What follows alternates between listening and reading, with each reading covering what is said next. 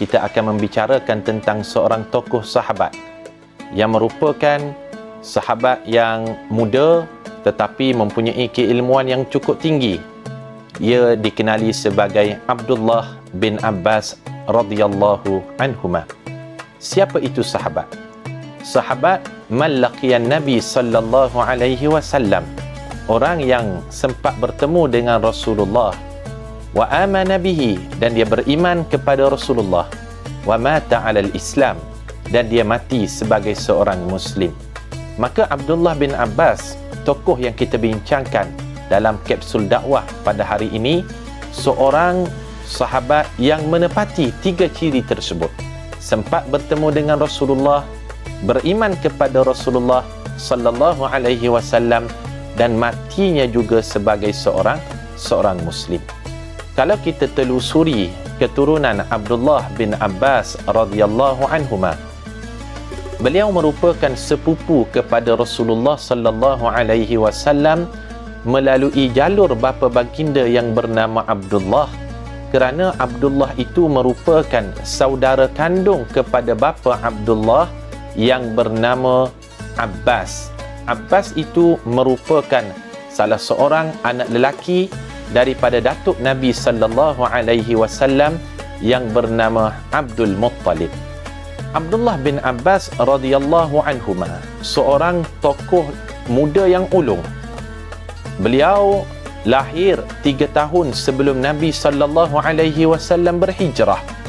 Bermakna ketika Nabi sallallahu alaihi wasallam wafat pada tahun yang ke-10 Hijrah, ketika itu umur Abdullah bin Abbas radhiyallahu anhuma, Nabi sallallahu alaihi wasallam wafat ketika umur 63 tahun, maka umur Abdullah bin Abbas ketika itu baru berusia kurang lebih 15 tahun.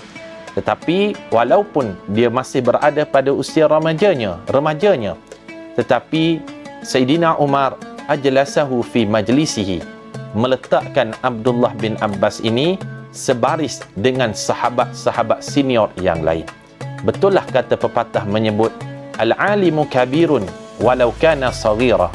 Orang yang berilmu itu dia akan sentiasa kelihatan besar walaupun umurnya masih muda.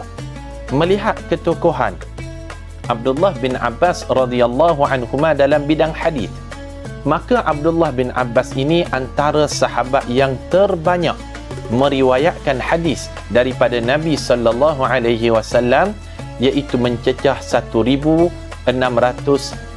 hadis, dan berada pada ranking ataupun kedudukan yang kelima dalam perawi-perawi yang paling banyak meriwayatkan hadis setelah Abu Hurairah radhiyallahu anhu, setelah Abdullah bin Umar, setelah Anas bin Malik, setelah Aisyah radhiyallahu anhuma.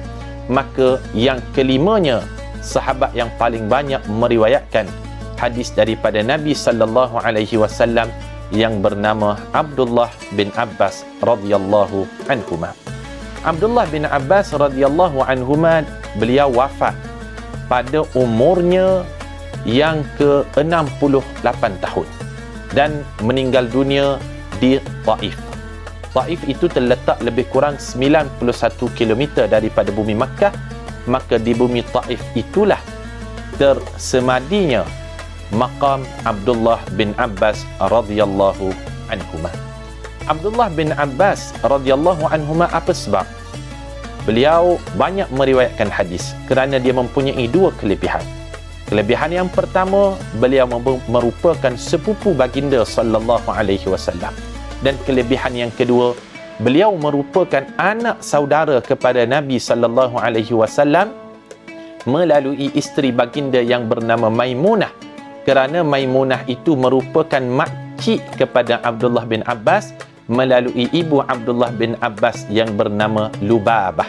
Lubabah dengan isteri baginda Maimunah merupakan saudara perempuan kandung, dan Lubabah itu kalau kita melihat kepada sejarahnya merupakan wanita yang kedua memeluk Islam setelah Khadijah binti Khuwailid radhiyallahu anha. Kapsul dakwah, kita kenali sahabat Nabi sallallahu alaihi wasallam kenali sahabat di dunia. Moga-moga kita dikumpulkan bersama para sahabat di padang mahsyar, insya-Allah.